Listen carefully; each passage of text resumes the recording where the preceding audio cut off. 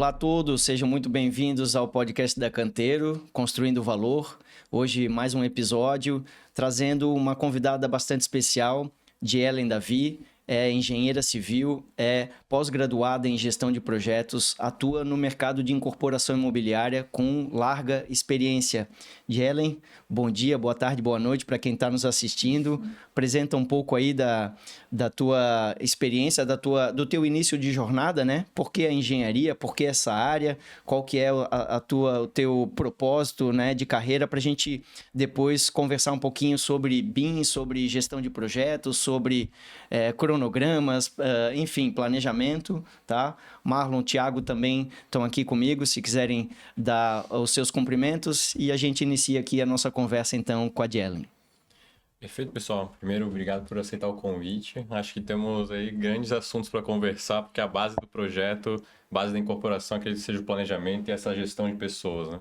Sem dúvida, acho que gestão tem muito a agregar aí no resultado dos nossos clientes e vai ser um papo bem produtivo. Então, bom dia, pessoal. Primeiro, agradecer pelo convite, né? O Thiago, que está sempre aí em contato comigo. Acho que é uma oportunidade muito bacana para a gente estar compartilhando e também, né, trazendo cada vez mais pessoas para esse lado um pouco mais digital, um pouco mais de gestão da parte da engenharia. Sim. Como você comentou, eu sou engenheira civil, pós-graduada em gestão de projetos, liderança de pessoas, e desde o início da minha trajetória eu sempre atuei no mercado imobiliário residencial. Então, já tive, né, atuação com uma linha mais industrializada, com produtos de alto padrão. Então, assim, a gente vê que em todos os segmentos, né, não só residencial, também industrial e tudo mais, a gente consegue estar aplicando esses conceitos, tanto de gestão de projeto quanto essa parte mais tecnológica de inovação. Então, desde o início, desde o meu estágio, eu já trabalhei com BIM. Então, assim, é bem difícil para mim, bem disruptivo, quando às vezes eu tenho contato com algum projetista, alguma empresa que nunca trabalhou ou que, né, não tem muita vivência, porque eu meio que nasci nesse meio. Então, nunca trabalhei efetivamente com projetos, projetando, sempre mais nessa parte de gerenciamento, compatibilização, Clash, 4D, 5D, enfim. E para mim é natural, assim, imaginar que a gente hoje, né, tem tantas ferramentas que possibilitam e ajudam a gente estar fazendo essas simulações. Então, trabalhei um tempo como BIM Manager, um pouco mais a fundo na parte de documentação, toda essa parte mais da política mesmo do BIM, iniciativas vinculadas com projetos, BIM Fórum, enfim. E hoje, aí eu, né, fiz uma transição um pouco na minha carreira, até por essa questão da gestão de projetos, eu estou atuando como PMO. Então, eu consigo fazer esse link, né, de projetos de engenharia, mas também olhar mais a parte da informação e dos dados, que no fim das contas, quando a gente está falando de BIM, a gente está falando, né, não é o visual, a gente está falando da informação e dos dados. E eu acho que isso é um grande desafio para a gente fazer as pessoas entenderem, porque tu fala de BIM, as pessoas imaginam o visual. Modelo. E, na verdade, a gente está falando de informação. Então, hoje, eu trabalho bastante com essa parte de informação e dados de uma maneira um pouco mais estratégica, né? Para também estar agregando em projetos estratégicos da empresa, não só projetos voltados para a parte de engenharia. Então, projetos Sim, a própria de gestão. estruturação, né, da empresa para o desenvolvimento de projetos, né? Exatamente. Então, assim, de uma maneira um pouco resumida, essa é a minha trajetória até aqui. Sou uma grande entusiasta do BIM. Então, assim, acho que até foi, né, quando a gente se conheceu, assim, é meio que a gente tem esse match, enfim, a gente se identifica, né? Quando tu tá numa multidão, tu identifica quem que gosta do assunto e com quem que tu vai conseguir, às vezes, né, ter uma análise um pouco mais diferente, enfim. Então, eu sou bem entusiasta desse assunto. Acho que é o futuro, assim, as empresas, né, que querem estar se mantendo no mercado, elas precisam, de alguma maneira, estar se atualizando, e o BIM é uma delas. Então, o trabalho que vocês vêm desenvolvendo também de uma maneira mais diferenciada, né, dá para perceber, faz total sentido com essa questão de construir valor. Maravilha. Quero começar com algumas perguntas para explorar um pouco aí da tua experiência, né? A questão do BIM, como tu colocou, eu gosto muito de falar sobre o IMB, né? Eu gosto de falar do BIM como IMB, porque é a sequência lógica, né? Sem a informação, o M passa a ser uma maquete, não um model, né? Então, é muito importante isso. Tu trabalhou, né, como tu comentou, em duas incorporadoras com modelos de negócios um pouco diferentes, mesmo na área residencial, né? Uma com uma visão mais industrializada de desenvolvimento de produtos e uma mais exclusiva, né? Mais personalizada, mais buscando outro tipo de público, né? Tu entendes que o BIM proporcionou também um desenvolvimento industrializado da construção ou era só um processo que pretendia ser industrializado, mas ainda era artesanal? Entende a minha pergunta? A gente, né, tá ainda num grande momento de transição de BIM, né? A gente conversou com profissionais de carreiras aí que chegam a 50 anos de carreira, 30 anos de carreira, 20, 10, até equipes mais jovens que já conversaram conosco aqui na mesa, né? Então, a pergunta é: Tu entendes que esse desenvolvimento industrializado já estava industrializado do ponto de vista de elementos construtivos ou ainda era muito artesanal? O BIM proporcionou alguma vantagem nesse aspecto ou não? Sim, porque quando tu tá trabalhando com geração de produtos, com modelos replicáveis, com alta escala... quando tu deixa muito redondo um projeto, a melhoria que tu fizer nesse projeto, por mais, né, menor que seja, ela vai ser autoescalável. Então, assim, questão de análise de custo, análise de planejamento também, ataque de obra, tudo isso eu vejo que o BIM ajuda e ele também te traz maior assertividade. Porque, né, que nem tu comentou ali, são modelos de negócio diferentes, dependendo do modelo que tu atua, você precisa ter margens em alguns pontos ou não. Então, assim, como a gente, né, mesmo tenta trazer esse conceito da informação, definição de projeto, questão de materiais, questão de produção mesmo, às vezes algum elemento que você precisa produzir antes, o BIM consegue estar te antecipando nessas decisões.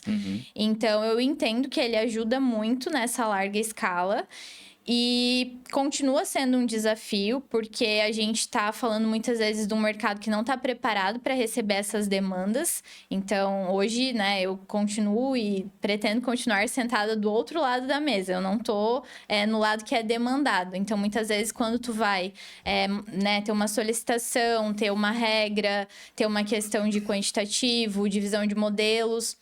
eu vejo que um dos principais desafios é esse, que o mercado muitas vezes ainda não está, né, nesse nível que a gente precisa. Mas quando tu quando tu diz o mercado, tu fala em quem está apresentando os dados ou em quem está querendo os dados do ponto de vista, por exemplo, de quantitativos, né? Quando tu diz que o mercado ainda não está preparado, né? Os prestadores de serviços ainda não estão usando a ferramenta corretamente para ofertar os dados, ou quem está demandando os dados que não sabe pedir adequadamente? Eu acho que existe os dois, na minha opinião, mas trazendo um pouquinho mais para minha realidade, dos projetistas ofertarem. Porque muitas vezes tu leva uma solicitação ou até mesmo uma demanda que já existe, que para eles é novidade. Então, tem que existir essa curva de aprendizado, essa curva de, né, às vezes, estruturação do escritório, treinamento de pessoas, capacitação. Esse é o ponto, né? Porque daí quando a gente fala de mercado, na verdade, a gente está falando de gente, principalmente, né? Porque ferramenta a gente tem, processos a gente tem, né? Mas as pessoas ainda não estão capacitadas para fazer o uso correto delas, né? Nos escritórios, os modeladores, os projetistas, os supervisores, etc. Isso o ponto são as pessoas, no caso, né? Sim, e desde que eu, né, tento trabalhar com essas implantações e tudo mais, eu sempre puxo muito para essa parte de pessoas. Porque a gente tem a tecnologia, né, que nem você comentou, os processos e as pessoas. E quando você começa a desenvolver isso, é meio que natural que todo mundo olhe primeiro para a tecnologia. Então, assim, né, investimento, tudo mais, uma vez que você estabiliza isso, você olha para processo, então começa a deixar tudo organizado escrito e o papel aceita tudo, também tem isso. E aí, num terceiro ponto que chega nas pessoas. E aí, eu acho que é o maior desafio. Porque muitas vezes tu arrumou o primeiro passo, arrumou o segundo, mas aí tu não consegue que o teu negócio ganhe tração, que a escala mesmo aconteça, porque você entrou no entrave das pessoas. E assim, não é todo mundo que vai ter esse brilho no olho pelo BIM, que vai ter essa maior proximidade, sabe? Então, assim, quando você identifica que a pessoa tem, é mais fácil tu ter, né, esse treinamento, esse desenvolvimento. Ela, por si só, já vai ter uma motivação interna para estar estudando, aprendendo, enfim. Ela não vai medir esforços para isso. Mas a gente sabe que, né, o mercado corporativo não é só formado dessas pessoas. Sim. Então, assim, essa questão de educação, de treinamento, de você realmente fazer com que todos os stakeholders, aí não vou dizer só quem opera, mas desde, né, de diretoria, quem realmente está fazendo investimento, precisa entender o valor que essa ferramenta, que essa metodologia, ela vai te agregar. Então, assim, aí entra num lado um pouco mais diferente da engenharia, que aí muitas vezes nós, engenheiros, não temos esse feeling, esse tato, de você realmente estar fazendo as pessoas enxergarem o que está por trás. Não é só uma questão técnica, não é só uma questão operacional, entendeu? É realmente você estar construindo valor para que elas comprem essa tua ideia. Tu entendes que a parte do investimento é um fator relevante, porque quando a gente tem projetistas, né? E daí a gente está falando de escritórios que, como eu comentei, transicionaram por gerações, né? Já trabalharam, tem escritórios hoje que atuam tanto de arquitetura quanto de engenharias, que trabalharam com projetos ainda desenhados, né? E depois, muitos anos no CAD, né? Os últimos 30 anos praticamente, 35, 40 anos no CAD, né? E hoje a gente está vivendo aí quase a primeira década, né, do BIM, de fato, né? Mas o investimento, né, o projetista, ele sempre brigou por preço também, né? Por investimento. E é necessário, como tu colocou, um esclarecimento e uma percepção de valor por quem está investindo e contratando do potencial que isso tem. Sim. E para também remunerar, né? Nós sentimos ali, nós vivemos muito o universo de projetos, né? E nós sentimos que é necessário um investimento ainda maior em projetos, principalmente não em ferramenta e nem em processo, mas nas pessoas, na remuneração das pessoas, porque é um trabalho denso, é um trabalho altamente qualificado, né? E quando a gente não tem uma boa remuneração, a gente não vai ter os melhores profissionais. Esses profissionais vão querer fazer outras carreiras para ser mais bem remunerados. Faz sentido isso na tua vivência, que já né, relevante do ponto de vista temporal? Tu viveu essa questão de escritórios mais capazes? Há uma percepção de necessidade de maior investimento nos projetistas ou nem tanto? Deixa eu até conectar essa pergunta, Márcio. Ellen, tu comentou um pouquinho sobre esse tripé de começar pelo ferramental, pela digitalização, pensando em ferramenta, depois processo, depois pessoas. Quer dizer, eu acho que essa ordem está um pouco equivocada e muitas vezes as pessoas erram em função disso. Elas acham que a primeira decisão é definir a ferramenta, sendo que muitas vezes quando tu olha para processo, esse processo não vai funcionar bem com aquela ferramenta ou não vai atingir um objetivo estratégico daquela empresa que está buscando outra finalidade para o BIM e eles vão meio que no caminho comum do que todo mundo está fazendo. E às vezes as pessoas também têm resistência a entrar em alguma ferramenta muito mais complexa, apesar de trazer mais benefício para a empresa. Então, acho que isso aí tem uma sinergia muito importante. E aí eu entendo que, às vezes, a consultoria em BIM para implementação é o que faz falta, porque é esse profissional que vai conseguir trazer essa visão mais abrangente e vai ajudar o cliente, né, ou a incorporadora, a consultora, a tomar uma decisão mais embasada nesse aspecto. Então, acho que tem a ver um pouco com isso. Investir em pessoas no primeiro passo, para que daí sim a decisão seja tomada, né? Concordo com o que tu falou e eu entendo que os três, eles têm que estar andando juntos, né? A gente precisa estar olhando para todas as frentes. E também com o que tu disse, né, na questão do investimento, eu vejo que o mercado ainda existe essa, talvez, não sei se a palavra é resistência, sabe? Mas essa dificuldade, talvez pelo tempo de retorno que a gente tem hoje dos nossos projetos. Mas então, aí, assim, de novo, nesse caso, o mercado, tu tá falando os incorporadores, os demandantes. Não, os dois. Os dois o ainda. projetista incluso também, Certo. porque comparando com as outras indústrias, né, o tempo de desenvolvimento dos nossos projetos é mais longo. Então, assim, tu tem às vezes 12 meses, 24 meses trabalhando em cima de um projeto, depois toda a etapa de obra. Então, assim, é mais longo para o investidor ver esse retorno, para realmente comprar essa ideia, né, e fazer com que esse investimento se pague, digamos assim. Às vezes, no meio do caminho, ele vai mudar de ideia, vão acontecer N, né, fatores que a gente vai ter que mudar essa estratégia. Então, acho que isso é um grande desafio que a gente tem pelo fato, né, do nosso tempo de vida, nosso ciclo de vida ser longo. E a questão das pessoas que tu comentou, eu entendo que sim, a gente tem que trazer isso antes, né? Talvez junto ou antes, mas quando a gente vai falar de maturidade BIM, falando dos critérios mesmo, tu começa a implantar BIM, né? Tu vai lá avaliar processo, tecnologia, pessoas. Muitas vezes, o tempo de desenvolvimento das pessoas, ele vai ser mais longo do que esse tempo de estruturação dos processos ou até mesmo das tecnologias. Então, eu entendo que não de uma maneira adequada, mas talvez de uma maneira mais natural, em virtude de querer estar implantando e evoluindo essa maturidade, as empresas às vezes atacam primeiro esses outros pontos. Elas estão olhando para as pessoas. Só que aí chega na hora de tu medir, de tu evoluir essa maturidade, aí linka com o ciclo de vida do projeto mesmo, sabe? Então, assim, é um tempo que ele é mais longo para tu estar desenvolvendo, mas assim ele precisa já desde o início tu ter tudo isso mapeado. E fazer com que as pessoas estejam engajadas, fazer com que as pessoas se sintam parte, né? Eu vejo que hoje, muitas vezes, nas estruturas, o BIM, ele é um apêndice, assim.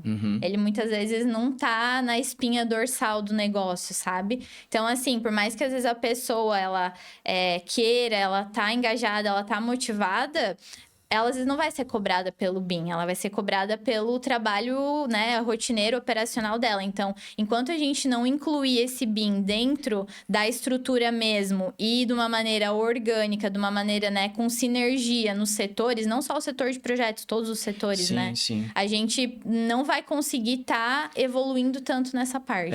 Uma vez fui perguntado, né, para responder não sei se era uma entrevista, né, e me perguntaram o que era o BIM, né? E eu respondi duas respostas, né? O modelo BIM, então o BIM modelo, né? E o BIM ou a BIM metodologia, né? A metodologia de modelagem da construção, da informação da construção, né?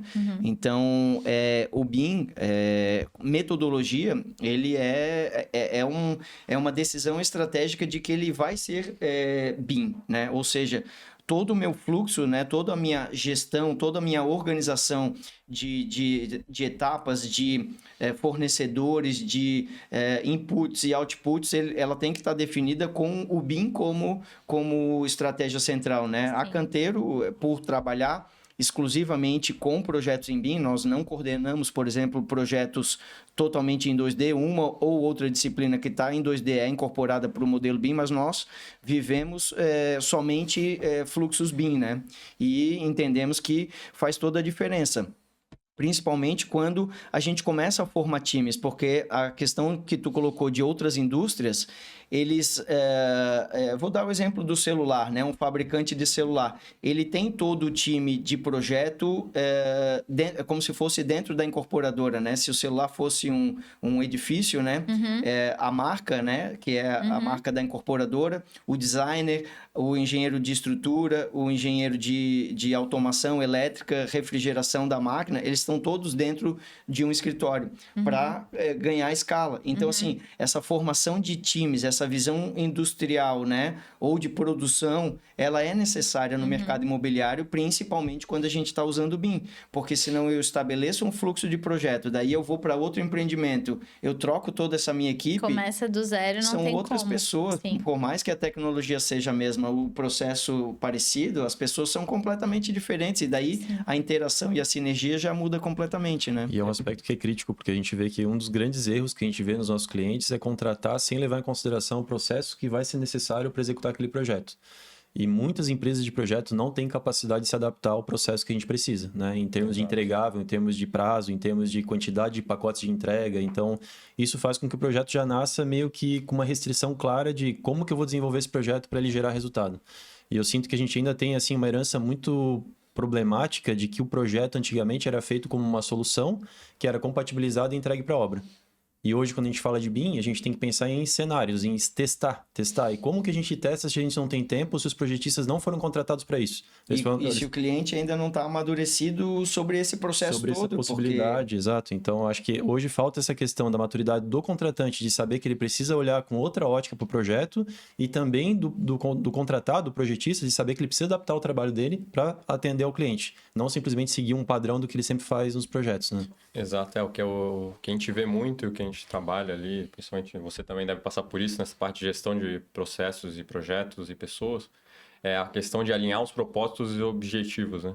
Tem que ter tudo muito bem alinhado, tanto com os projetistas, quanto com o cliente, quanto com a gente que é o integrador, porque muitas vezes acaba que cada um está fazendo o seu, não tem um projeto de edifício por completo, os objetivos estão totalmente dispersos, a questão de escopo também, um foi contratado, vai detalhar ao máximo o BIM para ter quantitativo, o outro vai entregar uma lista de quantitativo no Excel e não necessariamente está vinculado com o modelo dele.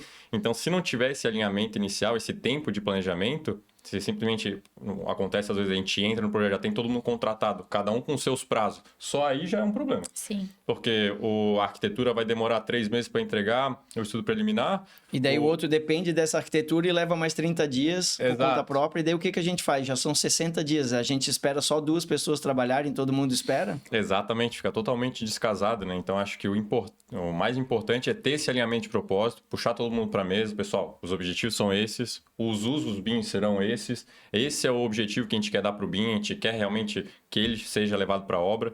Eu acho que quanto mais a incorporadora conseguir fazer essa transição, né? Realmente utilizar o BIM e o modelo ao máximo, mais importante e mais relevante fica essa parte de planejamento inicial, porque muitas vezes a gente faz o modelo BIM, nossa, tudo maravilhoso, daí depois cada um faz a sua documentação, puxa para o CAD, já não encaixa mais com o modelo, já leva para a obra e no final acaba não tendo essa visão de, o BIM valeu a pena, né? Deixa eu conectar com uma pergunta que eu acho que encaixou o que vocês colocaram, que é a função, cargo, né, que tu está desenvolvendo hoje como PMO. Eu acho que todas as empresas deveriam ter, né? Então explica um pouquinho para o mercado, né, para as incorporadoras, para o mercado de incorporação imobiliária de uma maneira geral, né? Qual é a função do PMO? O que tu tens desenvolvido para conseguir deixar isso estruturado do ponto de vista corporativo? A ideia é a gente desenvolver projetos internos na empresa. E aí, quando eu digo projetos aqui, não necessariamente projetos de engenharia. Então, no começo sou um pouco confuso, Sim. né? Porque a nossa cabeça engenheira, tu fala projeto, tu pensa em quê? Arquitetônico, estrutural, elétrico, enfim. Mas a ideia é que a gente trate, né, os empreendimentos como um todo sendo um projeto e projetos estratégicos dentro das áreas, projetos de gestão, planejamento estratégico, indicadores, gestão de informação dentro da empresa, olhando, claro, para o nosso projeto macro, que seria daí a incorporação à construção. Deixa eu só fazer um entendimento, né? Então, tu tá falando que essa função, ela tem tanto responsabilidades do ponto de vista estratégico da empresa, como também adentra a um produto, quando tu tens um projeto específico produto, de um produto, sim. né? Até fazendo link com o que o Thiago falou, esse alinhamento inicial, ele nada mais é do que uma gestão de escopo. Exato. Então, né, que nem tu comentou também, hoje tu começa um projeto e já sai contratando. Então, não necessariamente a primeira ação que você tem a fazer é contratar todos os projetistas. Você, como contratante, precisa entender, planejar, entender aquilo que você quer, qual que é o teu objetivo, aonde você quer chegar, em qual prazo, em qual investimento. Então, organizar todo esse back-office interno, porque se muitas vezes você não tem isso, o primeiro projetista que você vai falar já é quem vai editar a regra do jogo. Exatamente. E aí vem o segundo, já fala outra coisa, aí tu já fica dividido. Isso é o que acontece com 99% das incorporadoras em relação ao escritório de arquitetura. O fluxo de trabalho é quase todo vinculado ao fluxo de trabalho do escritório de arquitetura, mas não tem como ser o que o Thiago falou. O escritório tem o seu próprio fluxo de trabalho, né? Mas ele vai atender a diferentes clientes, então ele deveria ter... Se adequar. Ou o mercado deveria ter um padrão. Né? O próprio mercado poderia ter, eu acho que a ISO 19650 traz justamente essa provocação. A gente ter os requisitos de informação da organização, que é o que tu está falando, já vem da função de PMO, os requisitos de informação do ativo, que ainda é de uma maneira mais abrangente o modelo de negócio, vamos dizer assim, os requisitos de informação do projeto, que daí a gente começa a entrar na parte técnica, modelagem, detalhamentos quantitativos, etc. E os requisitos de troca de informação entre isso aqui e tudo. Eles. Então, esse quadripé da ISO, né, que a gente adota como estrutura da Canteiro, é para não ficar, essa parte não discutir mais. Tipo, vai contratar canteiro, a empresa A, B, C ou D que trabalha de maneira semelhante, todo mundo deveria estar trabalhando em cima dessa mesma estrutura, né? Porque senão, a cada projeto, a cada cliente, a cada time, a gente precisa fazer um fluxo de trabalho, uma estruturação independente. Exato, e aí você volta e começa do zero. E aí talvez é nesse momento que a gente perde aquela questão do ganho, né? Da escalabilidade com o BIM, dessa questão de replicação. Por mais que você está falando de projetos personalizados, os teus requisitos são os mesmos, a tua questão, né, de modelagem, toda essa parte mais técnica, classe IFC, objetos, verificação, tudo isso que existe por trás, você não precisa estar mudando, porque você está mudando efetivamente o teu produto. A arquitetura, o que o cliente está vendo. Mas essa base mais, né, técnica, ela não tem por que estar mudando. Existe a ISO, existe cada vez mais, eu vejo que a Building Smart também, agora a gente tem, né, o braço no Brasil. Então, assim, existem muitas pessoas, e aí foi muito interessante quando eu estive também mais vinculada com isso, que eu conheci esse outro lado, sabe? Eu vejo que tem muita gente que trabalha com BIM que ainda é muito incorporação e não entende que existe toda uma documentação por trás. Existem N iniciativas, até políticas e do governo mesmo de estar cada vez mais utilizando, né? Então, assim, tem pessoas que cada vez mais estão escrevendo isso, documentando isso, disponibilizando, né? De uma maneira acessível para todos os profissionais. Então, assim, precisa ter esse alinhamento porque a informação existe. Agora, a gente tem que, de uma maneira mais rigorosa, talvez, e inteligente, usar esses requisitos, seja pela ISO, seja por qual caminho que a gente vai seguir. Mas se não tem esse papel, né? Aí, muitas vezes, o BIM Manager, muitas vezes é o próprio gestor do projeto, né? Que, às vezes, as empresas não têm essa figura do BIM específica, é a mesma pessoa que faz, enfim. O Project Manager, que a gente chama também, né? O BIM Manager e o Project Manager, né? Que são, às vezes, figuras distintas, né? Isso. É importante ter essa pessoa para puxar, entendeu? Então, assim, a documentação é essa. Por que fugiu? Porque senão cada projetista vai para um lado, cada projetista, né, no final da sua entrega vai fazer a sua entrega e ainda vai entender que tá ok. E aí, quando o contratante vai contestar, talvez ele ainda não entenda enfim, mas é comunicação, sabe? Sim, essa é uma questão que a gente faz, por exemplo, a homologação dos fornecedores. Assim, então, eu já conheço, né, o padrão de entrega dele antes de contratá-lo, né? Eu acho que antigamente era engraçado, que era difícil achar projetistas que fizessem BIM, principalmente de instalações. Hoje já tem praticamente o mercado, tá cheio de projetistas que trabalham em BIM, de instalação, mas eles não trabalham no fluxo adequado, ou não conseguem adaptar o fluxo dele. Então, hoje a dificuldade é achar projetistas experientes que saibam trabalhar com BIM e que adaptem o fluxo de trabalho à necessidade do contratante. E é o que a gente tem buscado, formar sempre times, ou ter pelo menos condição de indicar pessoas que consigam fazer esse tipo de adaptação, porque no nosso entendimento é um dos primeiros erros, é a primeira falha que acontece no processo. E aí eu queria perguntar para ti, Ellen, em relação ao processo de projeto. Tu comentou que o projeto normalmente é o que muda. O processo, ele se mantém. Mas a gente vive muito na Canteiro, né? Já estamos com 10 anos trabalhando com isso. Muitas vezes existem variáveis que a gente não controla. Por exemplo, aprovação, mudança de produto por conta do excesso de custo, né? Passou o budget definido lá. E a gente precisa mudar o processo de projeto para atingir aquela meta de prazo. Então, quer dizer, eu tenho que adaptar meu processo de projeto. Por quê? Porque as restrições se mantêm, mas eu tenho que mudar o meu plano, meus pacotes de trabalho para que eu consiga garantir aquele prazo. Você tem trabalhado dessa maneira ou tem tentado trabalhar num processo mais padrão e sempre seguido ele porque isso é mais simples para uma organização como uma incorporadora qualquer, assim? Não, as variáveis mudam ao longo do tempo, né? Ainda mais com isso que tu comentou, questão de aprovação, questão de modificação interna, questão de estratégia mesmo, às vezes data de lançamento. Eu entendo que tudo isso é variável. Mas a gente, né, na minha visão, a gente tem que tentar amenizar. Então, por exemplo, assim, tem fatores externos que não tem como você controlar. Então, assim, quando você vai sentar e fazer o teu cronograma, tu já tem que ser um pouco mais realista em relação a isso, né? Eu sempre falo que a gente, quando vai montar o cronograma, não pode ser tão otimista assim, achando que, né, tudo vai sair na data que tem que sair, tem que enfim. deixar as gorduras, né? É importante você ter essas datas mais flexíveis, mas aí também tu não pode colocar gordura em todas as entregas, porque aí muitas vezes teu cronograma fica inviável. Não, mas nas etapas, né? Coloca uma gordura na etapa. Então, assim, a gente tem uma etapa, por exemplo, de anteprojeto. Então, tudo que vai ser resolvido em anteprojeto está definido pelas entregas, como tu comentou, no cronograma.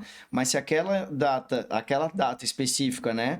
Que a duração e a data de entrega, por algum motivo, surgiu alguma coisa que precisa ser revista, eu consigo manter a minha sequência, restrições e sucessões, mas eu vou ter aumento de duração. Então, eu preciso sempre deixar pelo menos um prazo, como é que a gente chama? Suplementar. Um prazo suplementar para poder manter o planejamento. E daí, se surgiu uma coisa nova, por exemplo, que altera, tipo, mudou o produto, já aconteceu, tá? Tem um projeto numa localização específica aqui em Florianópolis que era para ser Minha Casa Minha Vida. Na época em que adquiriu o terreno e começou a desenvolver o projeto, a região ela não tinha um valor agregado, um valor de localização tão alto. Então, era um projeto Minha Casa Minha Vida. Ele começou a explodir, veio uma infraestrutura, melhorou e alterou o produto completamente. Ele virou de médio para médio alto padrão, entende? Então, tem que... E daí sim... começa tudo de novo, né? Daí é praticamente um replanejamento, né? Assim, melhorias de produto ao longo do empreendimento eu entendo que vão acontecer. É importante a gente ter as datas marco vinculadas com as fases, né? Então, assim, até a fase de pré-executivo, o que eu posso estar alterando? Dali pra frente tem, né, etapas que não tem mais como a gente estar absorvendo. Quer mudar? Precisa mudar por questões estratégicas? Ok. Mas aí precisa entender que algum outro prazo... e a reconstrução, né? Exatamente. Algum outro prazo vai ter que ser negociado, alguma coisa vai ficar para trás, alguma coisa a gente não vai conseguir absorver. Então, assim, eu acho que essa clareza é muito importante a pessoa que está à frente dessa gestão de projetos saber e ela saber repassar também, comunicar isso, alinhamento de expectativas, né? Porque muitas vezes a gente não faz isso, até por uma questão de, não, eu vou conversar aqui com o projetista, ele vai dar um jeito, né? E não é bem assim. Então, é importante a gente ter essa comunicação muito clara para que todo mundo esteja na mesma página, para que a hora, né, que nem eu comentei antes, a hora que a entrega final venha, ela seja uma surpresa no bom sentido, ela não seja uma surpresa, né, coisas faltando, enfim, ou partes do projeto que não foram incorporadas. Sim. Jelen, vamos se abrir um pouquinho com o nosso público que está nos ouvindo, porque parece que tudo funciona, que a gente sabe, né, muita coisa. Vamos falar um pouquinho de problemas? Quais são os principais problemas que tu viveu, né, nesse fluxo? O que dá muito errado, né? Principalmente para saber como corrigir. Mas o que ainda dá errado? Quais são os principais erros que ainda ocorrem tanto, se tu quiseres, no fluxo de gerenciamento de projetos até a transferência com obra também e essa correlação? O que tu entendes aí que são os maiores problemas que o mercado vive? Eu trocaria problemas por desafios, porque eu acho que tudo é oportunidade É igual meu sogro, da a gente não tem tá defeitos, temos pontos a melhorar. desenvolvimento. Mais ou menos isso. Tá bom. Eu vejo que questão de alinhamento de conceito entre todo mundo ainda é muito difícil, aí entre projetista, entre contratante, Conceito, né? Linguagem. Falar o Linguagem. mesmo nome, o mesmo idioma. Exatamente. Então tá bom. Da parte mais técnica, talvez, né? Porque muitas vezes pro projetista tá claro, para quem tá contratando não tá tanto. E assim, o BIM, ele é muito estruturado, né? Vocês sabem do que eu tô falando, existe toda uma hierarquia por trás, uma questão de sequência, tanto é que a gente consegue fazer linguagem de programação. Então, assim, não é bagunça, é um negócio muito organizado. Mas a gente precisa ter clareza nos termos que a gente está usando e na maneira que essa informação está organizada. Então, Perfeito. aí eu acho que... mandate, plano de execução BIM, tem que entender o que é, né? Exatamente. E aí, quando a gente vai mais pro detalhe, né? Questão de técnica de modelagem, questão de definição, né? Da data que aquele objeto precisa ser modelado, porque lá na frente, mas é só ajustar. Não é, entendeu? Muitas vezes você vai ter que fazer tudo do zero, porque lá no início, o conceito que você tinha daquilo era equivocado. Então, assim, acho que essa questão de alinhamento de conceito num todo é um grande desafio. E voltando para a questão das pessoas, eu acho que o treinamento dos envolvidos... muitas vezes a gente já tem um modelo num nível de maturidade legal, né? Que você consegue extrair muitas coisas, mas quem está operando o modelo, quem está usando, ou, né, independente do software que seja, a pessoa não sabe o que faz com aquilo. Então, assim, eu trabalhei muito tempo com orçamento também, então, questão de extrair quantitativo, por exemplo, né? Cansei de ver gente lá e, né, levantando no CAD, na mão, sendo que através de uma lista você conseguiria resolver. A lista não vai te dar na vírgula o que você precisa. Mas, né, você como engenheiro faz uma análise crítica, uma análise técnica do que tá coerente, do que não tá. E ela já otimiza muito esse teu tempo de operação. Então, assim, é treinamento mesmo, sabe? Existe ainda, acho que esse paradigma, né? Ou sei lá, receber uma lista de quantitativo do projetista... E isso até passei recentemente. Não faz sentido. Tipo, não vou usar, sabe? Tipo... O projetista falou? Não, a pessoa que recebeu. A pessoa que recebeu e tá, não faz sentido, aqui já não bateu, não vou usar. Tá, mas a gente precisa olhar pro projetista e questionar, entender o que tá acontecendo, sabe? Corrigir, pedir de novo, né? Então, assim, aí existe também essa questão de, né, mais uma vez, o ciclo de vida. Muitas vezes, quando você contratou a sua necessidade, a sua maturidade em relação àquilo era uma, hoje já é outra. Então, assim, eu entendo que existe esse gap muito grande, mas eu sempre levanto a bandeira de que a gente pode fazer alguma coisa com essa informação, sabe? Então, assim, beleza, o meu modelo não foi contratado para fazer 4D, o meu modelo não foi contratado para fazer 5D. Mas, de alguma maneira, ele pode me ajudar nisso. Então, assim, eu não vou, extrair cegamente e é isso daqui que eu vou comprar. E, principalmente, retroalimentar, né? Com certeza. O fluxo, né? Porque se tu identificou uma coisa que tá errada, é uma grande oportunidade, né? De correção, né? Volta e ajusta pro próximo projeto, né? Então, assim, a gente tá sempre aprendendo com o projeto atual para retroalimentar no próximo. Mas eu sempre falo que a gente não pode não usar o modelo, entendeu? Porque esse link, né? Até eu sei que vocês têm esse desafio de trabalhar com o BIM na obra, enfim. Esse link escritório-obra é muito importante. Porque, assim, por que a gente faz o modelo? Por que a gente trabalha com BIM? Para que as coisas na obra fluam e que a obra use. Então, assim, não adianta nada, né? O modelo tá perfeito, o modelo tá bonito, o 3D tá ali, a informação tá ali, você tá com tudo organizado, enfim. Se lá na frente o teu cliente final, o teu usuário final, não sabe usar, não sabe pilotar, né? Tipo, você compra um carro muito bom e não tá usando todas as funcionalidades dele. Então, eu acho que esse é esse treinamento das pessoas, assim, envolvidas também é um grande desafio. Eu acho, Jelen, que se a gente for fazer uma analogia com, sei lá, banco de dados, ou pensar numa planilha de Excel, né? O planilha de Excel, digamos que é o IFC, é um modelo aberto com todos os dados ali dentro. Pensa comigo, normalmente o que o mercado está acostumado a receber? Um dashboard ou um PDF com os dados lapidados, estruturados, para eu só ler a informação que eu preciso. Isso é a prancha de projeto. Mas da onde está vindo essa prancha de projeto? De um modelo, que é um banco de dados. O mercado, digamos, um setor de orçamento, de planejamento, ele não sabe ler esse banco de dados. Normalmente ele não sabe, é isso que você está falando, né? E a gente tem essa restrição também de que eles não entenderam como padronizar o conceito, né? Que tipo de sistema de classificação eu vou utilizar para entender o que está sendo colocado ali. Então, quer dizer, tem um gap muito grande relacionado a isso. Assim, eu acho que se a gente não consegue auditar a informação do modelo, que é basicamente eu fazer uma verificação geral dessa planilha, para saber que o dado que sair dali é confiável, eles vão acabar ficando desconfiados e não utilizando. Acontece em obra, quer dizer, se o projetista ou se o executor ali olhar aquela prancha, ver erros grosseiros de projeto, ele vai desacreditar no projeto e vai começar Sim. a mudar o projeto Ele durante já a cria obra. uma resistência, né? Aquele material que ele tá recebendo. Ele já cria uma resistência e...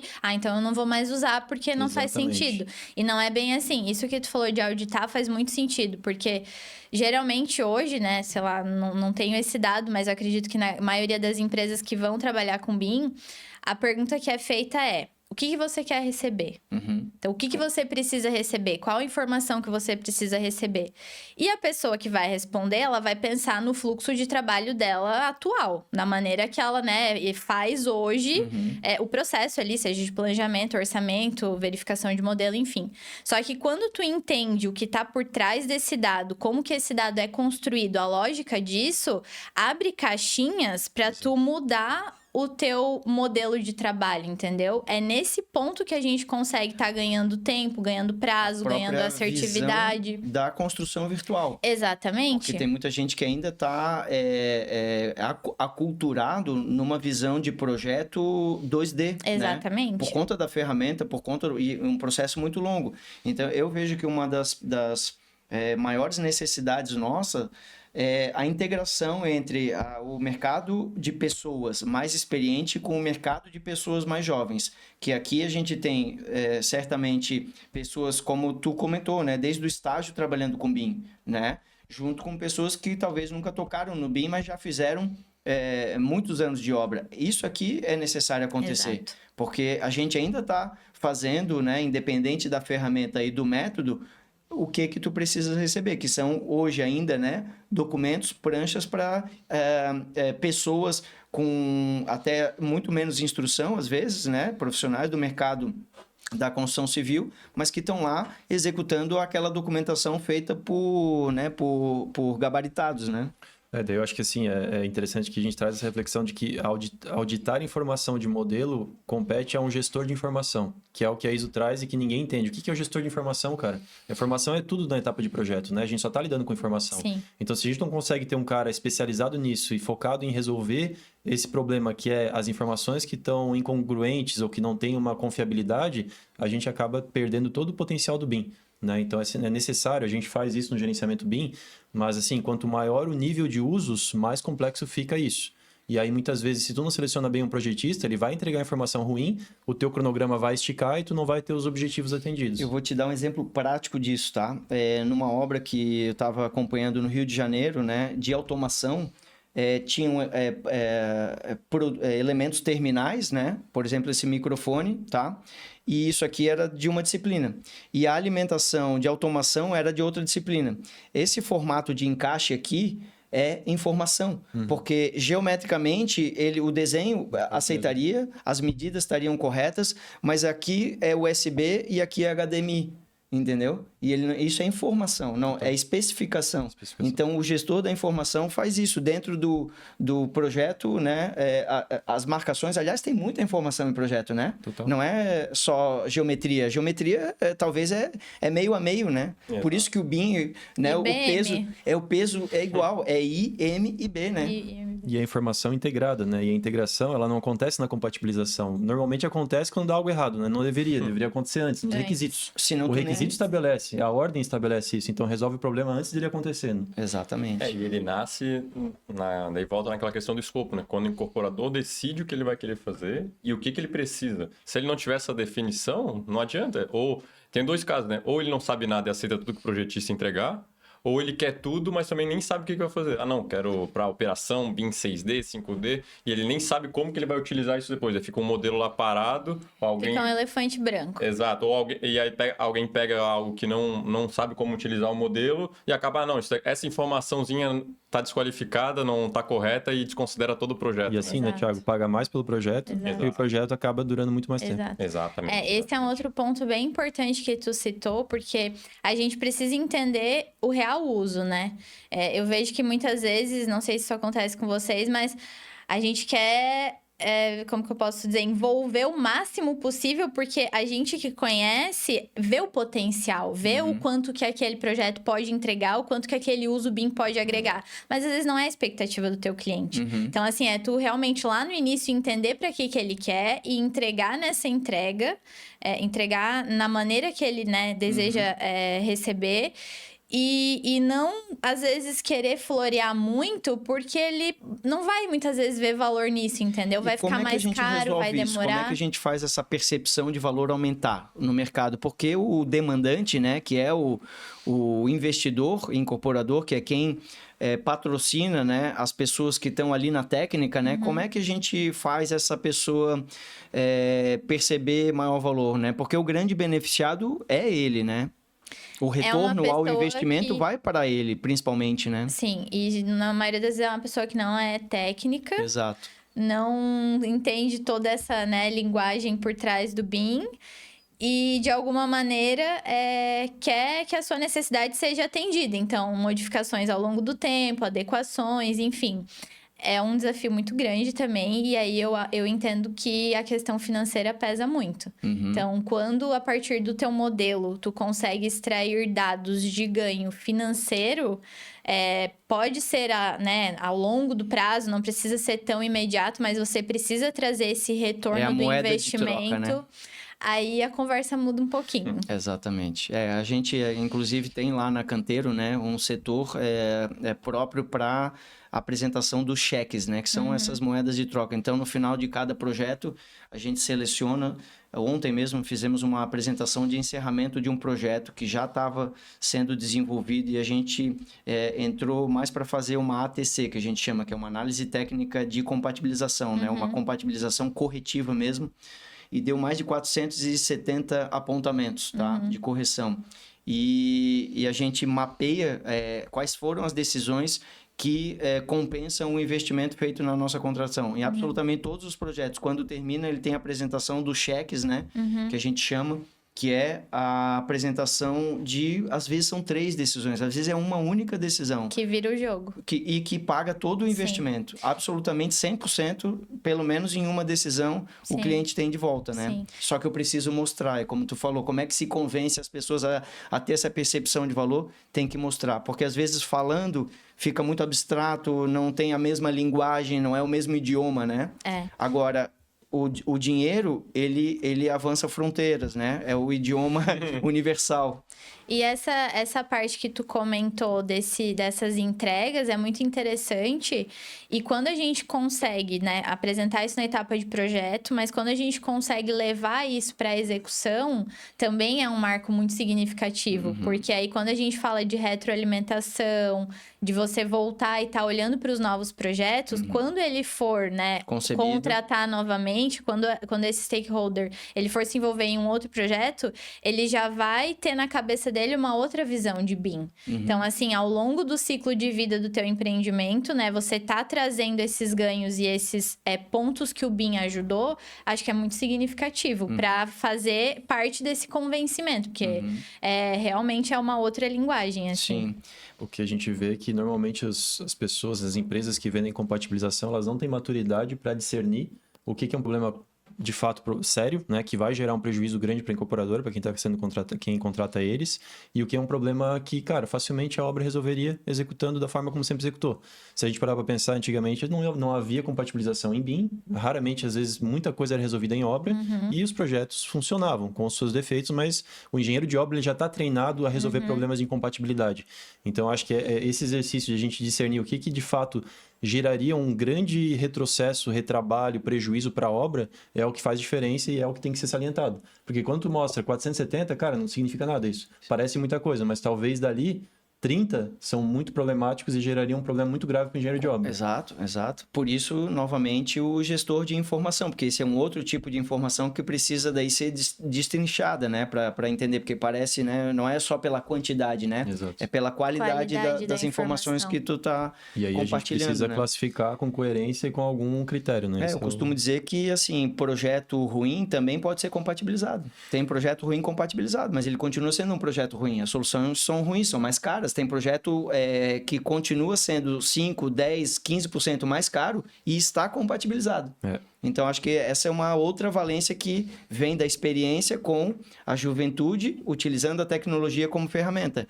De aproveitar isso. A gente está aqui com uma ferramenta que eu falei ontem e repito hoje aqui com vocês. A humanidade não teve para trás essa ferramenta disponível para fazer todos esses projetos. E eles estão todos aí. Mas os projetos que nós vamos fazer daqui para frente vão ser completamente mais ousados por conta dessa nova ferramenta também, né? Até vou fazer uma pergunta provocativa para nossa convidada aqui. Incompatibilidade é clash? Não.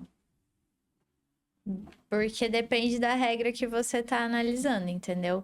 Você pode ter uma incompatibilidade de milímetros que na obra não vai fazer diferença. Então, eu não considero. Por isso que eu entendo que a maneira que tu estrutura as tuas regras, ela tem que estar novamente vinculada com a tua necessidade. Então, assim, se o cliente quer efetivamente que todos os objetos não se encostem, aí sim. Agora, se ele vai efetivamente abrir a cabeça, trazer o engenheiro da obra para essa discussão e tem coisas que realmente não vai fazer a diferença milimetricamente, aí eu entendo que não, entendeu? Aí a gente tem que ter esses gaps. Pergunta provocativa. E como é que tu resolve isso na documentação do fluxo de projeto? Eu entendo que são nos marcos. Tem nos marcos das etapas, né? Por exemplo, tem itens que até o anteprojeto a gente consegue documentando e ajustando. E aí, dali pra frente, já muda. Não, mas eu digo especificamente essa questão que tu comentou, de um elemento estar se tocando no outro. Como é que eu estabeleço que isso não é um problema? Ou seja, não é uma incompatibilidade mesmo que ele esteja acontecendo? Eu entendo que na regra de checagem. Sim, nós colocamos como o nível de tolerância, entende? Isso. Permitir níveis de tolerância de centímetros, Isso. né? Metros, né? Dependendo do tipo de coisa que a gente está vendo, né? Milímetro é quase impossível, né? Então, assim, tem que ter uma regra no plano de execução BIM que estabeleça quais são as tolerâncias admitidas para as clashes, para toques, né? Mas Exato. essa é a resposta fácil, né? Eu acho que a gente tem que chegar no nível do objeto. Porque nem todo objeto vai permitir essa tolerância. A gente fala estrutura de concreto armado, por mais que seja uma execução artesanal, ela gera consequências graves. Eu admiti uma tolerância de 2,5 centímetros, que é o que a gente estabelece para alguns sistemas, cara, pode gerar um problema grande, né? Por exemplo, o estrangulamento de uma rota de fuga. Então, quando a gente trabalha com estrutura metálica, talvez até os milímetros façam diferença. Então, eu acho que é essa visão estratégica do início que faz toda a diferença, né? Sim. Entender quais são os critérios, que projeto é esse, quais são as dificuldades, os desafios, para daí sim estabelecer essa regra. E não Eu tinha pensado num eletroduto com uma tubulação de drenagem, o Marlon foi para um nível Eu também. preciso, né? Mas faz todo sentido, sentido, né? Porque daí não é só dar um Ctrl+C, Ctrl+V do BEP, né? É avaliar cada um dos Exatamente. projetos. Não, faz sentido. Exatamente. Avaliar criticamente, né? Eu acho que é isso que a gente traz muito ali para canteiro, e acredito que você deve trazer também na sua empresa, que é aquela questão que o Márcio levantou, né? Compatibilizar um projeto, mesmo que seja ruim, é possível ser feito. É possível construir. Porra, o pessoal constrói aí há anos, centenas de anos, milênios. Então é possível, mas acho que com o BIM a gente tem a possibilidade, daí trazendo um pouquinho do que o Marlon comentou no começo da conversa, né?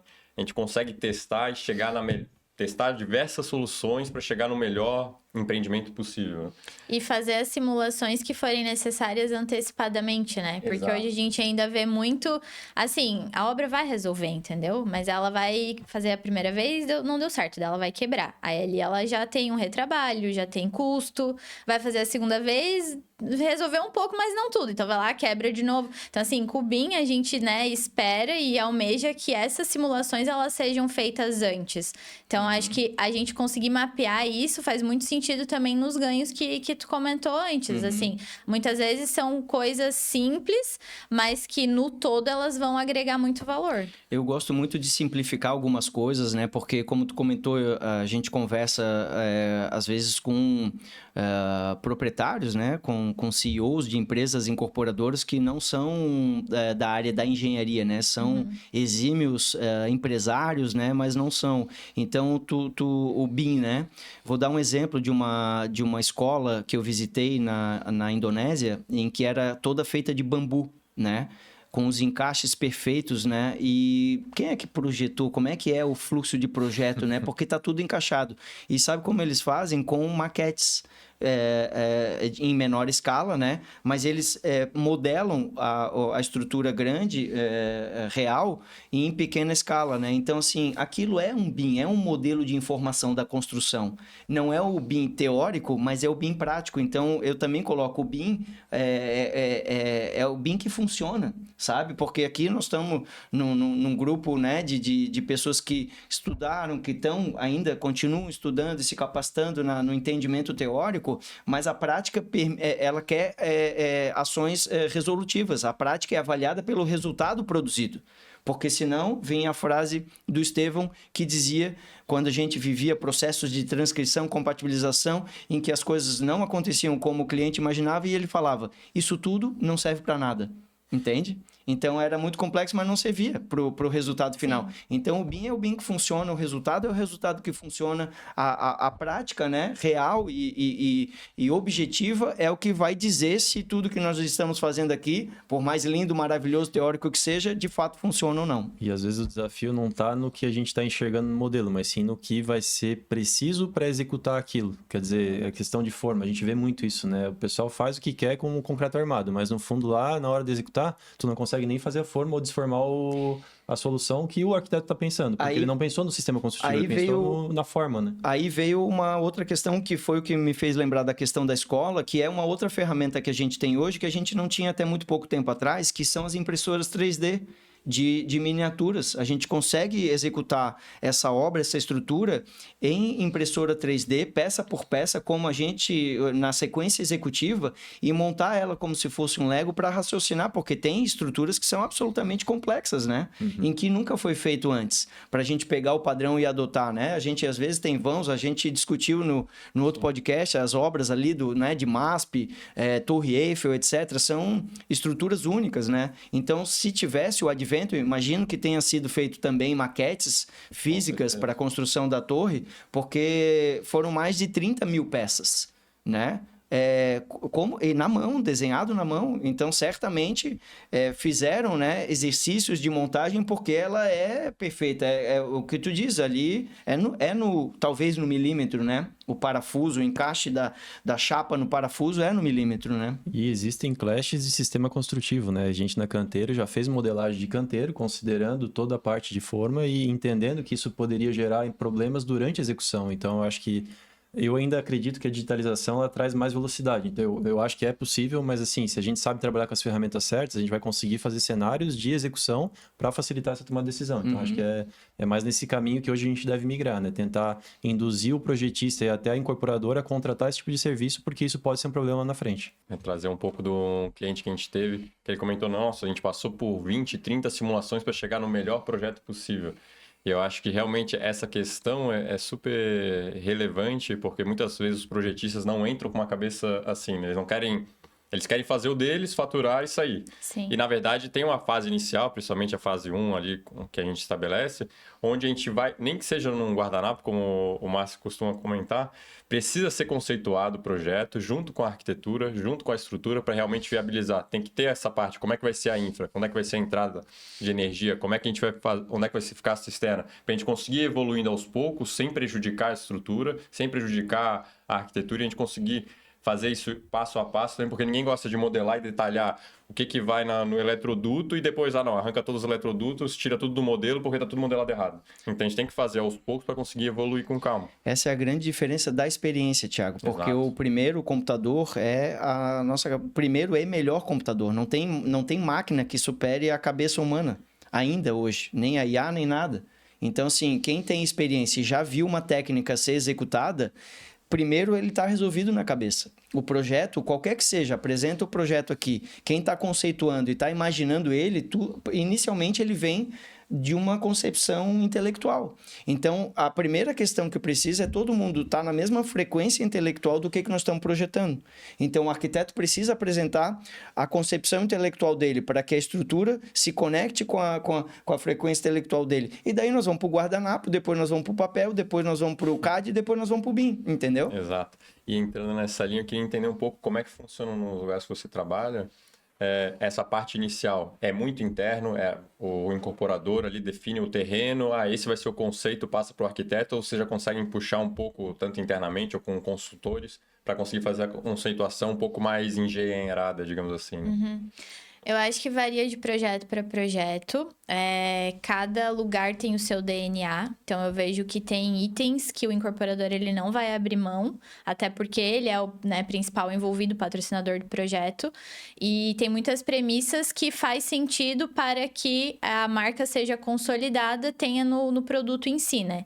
Mas aí, quando a gente entra em questões mais técnicas, de viabilidade de terreno, soluções de engenharia, eu vejo que a gente tem uma troca muito boa com todas as pessoas envolvidas. Então, muitas vezes não existe essa, né? Vou ceder, tirar isso, enfim. Mas a gente, de uma maneira em conjunto, acha soluções, sabe? Então, assim, vai muito, muito de cada produto específico. Mas são itens que não abrem mão e faz todo sentido, né? Até porque é um legado que você tá deixando. Você tá construindo um prédio ou, enfim, um residencial, até mesmo, né, o que vocês comentaram de obras de arte que vão ficar aí para a humanidade por muitos e muitos anos.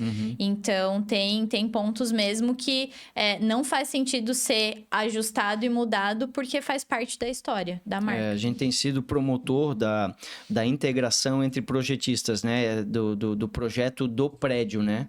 Então, a metodologia americana traz as charretes, né? Que são essas reuniões iniciais de brainstorm e de complementação, né?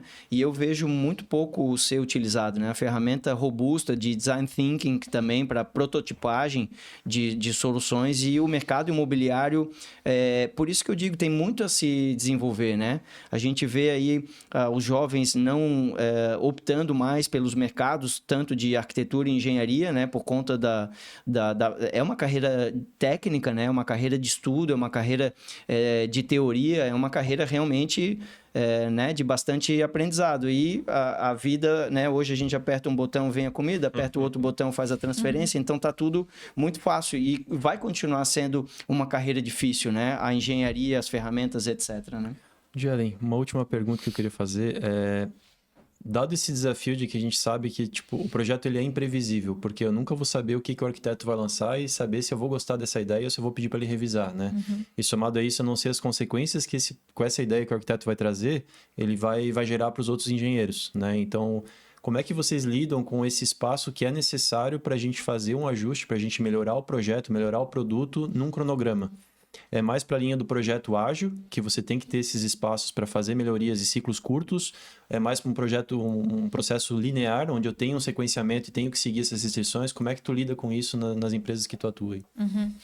Eu entendo que é mais ágil, até porque muitas vezes a gente não consegue, né? Que nem tu falou, espera eu terminar para voltar, assim, a gente não tem tanta margem de tempo em relação a isso. Mas, mais uma vez, é a questão de comunicação, sabe? Eu acho que vai muito essa ideia que tu falou de o arquiteto vender o que ele tá pensando, o engenheiro estrutural. Quando o projeto já nasce assim, todo mundo envolvido, todo mundo engajado, é muito diferente você ter esses alinhamentos de mudança de rota ao longo do projeto do que quando um quer uma coisa e outro quer outra, sabe? Então, assim, às vezes a alteração vai ser a mesma, mas a maneira que você vai estar explanando, a maneira que você vai estar explicando e vendendo a ideia é outra. Então, acho que essa né, comunicação mesmo, essa chave da comunicação, ela faz toda a diferença, né, nessa mudança de rota e questão de adaptabilidade mesmo. porque vai existir ao longo do caminho, né? Mas uma vez que todo mundo tá muito focado e alinhado para o objetivo final, é natural que as coisas vão se desenrolando, um sai daqui, outro sai dali e vai acontecendo. Mas é primordial, assim, você ter lá desde o início esse alinhamento. E essa comunicação que tu tá trazendo, que eu acho que é super importante, né? E a gente às vezes fica naquele desafio. Como são empresas terceirizadas, eles não têm disponibilidade 24 horas por dia para trabalhar no teu projeto. Fazer ela de maneira assíncrona para garantir que todos consigam acessar aquela informação e dar sua contribuição no momento que eles conseguem, ou fazer de forma assíncrona, esperando para o momento de uma reunião, para integrar todo mundo e discutir sobre aquilo, o que tu acha que é mais produtivo, como que tu lida com essa questão de estabelecer quando é necessário uma reunião, quando a gente consegue trabalhar com BCF e ferramentas de comunicação. Eu sou muito a favor do BCF. Entendo que a gente precisa ter essa interoperabilidade, esse rastreio das informações, até porque, né, por mais que às vezes o escritório do projeto em si seja o mesmo, a equipe interna pode estar alterando, né, em determinada fase tu é atendido por uma pessoa e depois por outra, então você precisa que isso tudo esteja registrado, né, num modelo único. Mas eu entendo que a gente precisa ter essa rotina, sabe? Então, de conversas e reuniões. Existe fases que essa rotina ela é mais intensa. Então, sei lá, às vezes 2 vezes por semana ou toda semana você ter agendas específicas para falar do projeto. E é isso, né? Em qualquer projeto que eu desenvolvo, eu sou muito fã. Eu defendo muito essa questão da rotina, porque muitas vezes você acha que você não tem nada para colocar na mesa ou, enfim, nenhum assunto para ser discutido. E a hora que a gente, né, senta para falar especificamente daquele projeto ou daquele assunto, vai vir, entendeu? E assim, a gente acaba que, né, nessas reuniões, enfim, a gente faz bastante lá na empresa, a gente se antecipa muito a alguns problemas, até de questão executiva. Então, assim, é muito importante a gente ter esse rito, essa rotina de comunicação mesmo. E aí eu sei, né, que hoje é maneira híbrida, online, enfim, mas é muito diferente a gente tá aqui conversando do que a gente tá mandando uma mensagem. Às vezes o que eu tô falando na mensagem tu vai estar entendendo de uma maneira diferente, sabe? No escrito ainda, né? Exatamente. Então, assim, a gente precisa ter esse momento de realmente, quando a gente vai assumir o compromisso de estar presente naquele projeto, saber que você vai desprender o seu tempo em alguns momentos para sentar e conversar sobre esse assunto. Exato. É o que a gente costuma fazer, né? Mas a gente sente também que às vezes há uma ausência de adesão dos projetistas de usarem a ferramenta para se comunicarem.